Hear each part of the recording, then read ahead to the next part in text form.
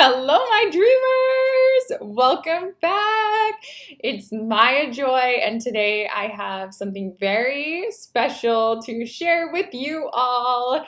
I am going to be introducing you to my dear friend, Zach, who has prepared a consciousness raising sharing on the topic of innocence. So, a tiny bit of backstory.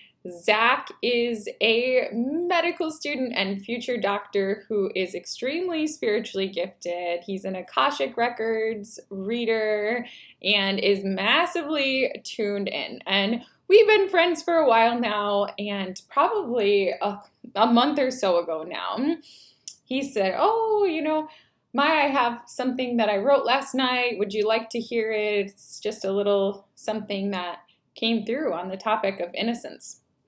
And I start listening to this and I was like, Zach, this needs to be shared. Like, this is consciousness raising. This speaks to a part of us, to a part of our soul.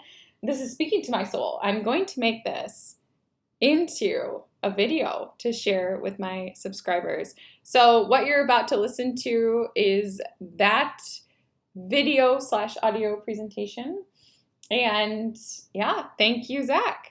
Thank you, Zach, for sharing your gift with all of us, and enjoy.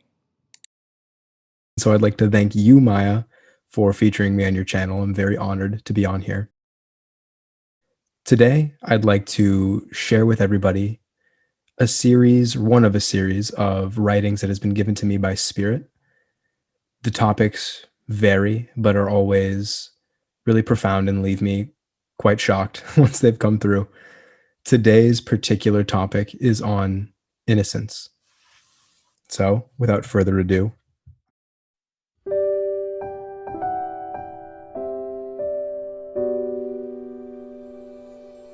innocence, like love, is a fundamental force of creation. It cannot be developed, but rather is uncovered through the shedding of layers of conditioning. Innocence is required for creation, as by its very essence it represents seeing all things in awe, seeing all things made new. Innocence is the force of discovery that gives direction to the raw power of love. It gives shape to creation, as love breathes life into it. Innocence must find fascination in potentiality, in creation, as love is necessary to hold space for the existence of all things. A parent does not cease love for the child when they are disappointed. In the same way, love does not dwindle or dim its lights in the face of even the most atrocious of all creations. The conditioning that buries love and innocence is a form of forgetting. It is not the great forgetting that is experienced when a soul incarnates on earth, but is a function of such. It is a forgetting born out of the necessity to bury the pain of having one's essence disagreed with before such a time as one grasps the essence of the who that they are at the level of the soul. In the old world, it was necessary to first become somebody before that identity could be shed, or sacrificed at the altar in exchange for truth, or the knowing of one's beingness. In the new energy, in the kingdom, one may know themselves without any pretense, without any prerequisite. Innocence need not be protected. It does not mean that the hands were never stained in blood, but rather that the blood is washed away, that all is forgiven, and that all things can still be seen as new, can still be seen in wonder.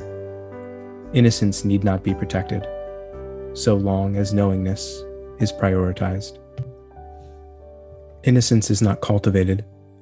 It is rather a function of the soul, born into the core of its essence, bestowing the potential for creation and alchemy. Innocence is one of God's favorite things. To be innocent as a child is to hold an innocence born in naivety.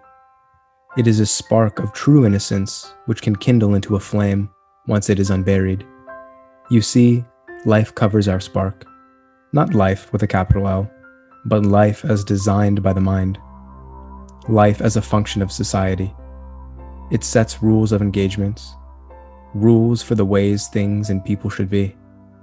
This is akin to covering the spark of a flame with inflammable materials. It cuts off the spark's access to oxygen and gives it nowhere to spread. Joy is fuel to true innocence. As we grow into our identities, vehicles through which we navigate the rules of society, our soul sits beneath or behind and steers us very gently towards our path.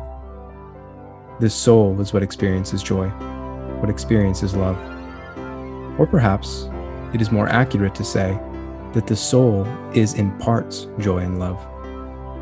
This joy and love is carried as unique frequency through the nervous system of the body, and thus the soul can experience the reflections of its very essence through the body. The soul is in a constant affair of holding its light and experiences the reflections of it cast off of the very molecules and expressions before it. When joy is expressed as and through us, it washes our eyes clean and allows us to see in innocence. When the muck and the grime of fear and restriction are wiped clean, all that is left are eyes that see purely in wonder, purely in fascination, freely in love.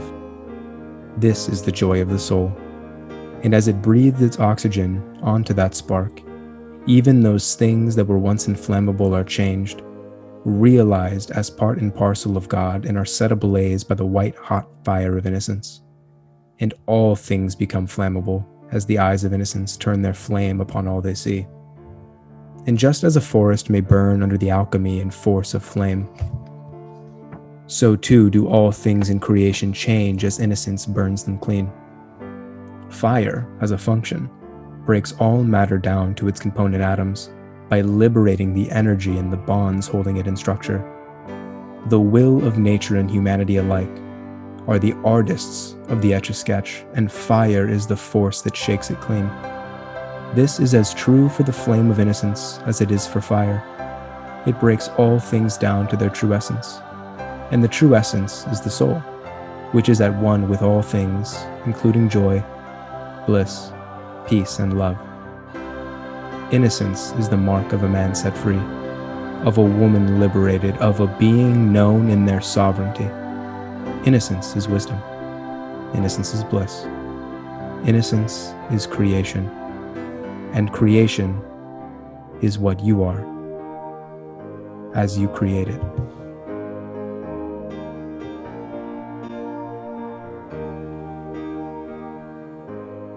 So, a special thank you to everybody who has listened today. I hope you enjoyed that amazing sharing on the topic of innocence and the soul. As always, thank you for being here. Thank you for being a part of the Maya's Dream community, and come back soon for more content. Many blessings to all of you, and namaste.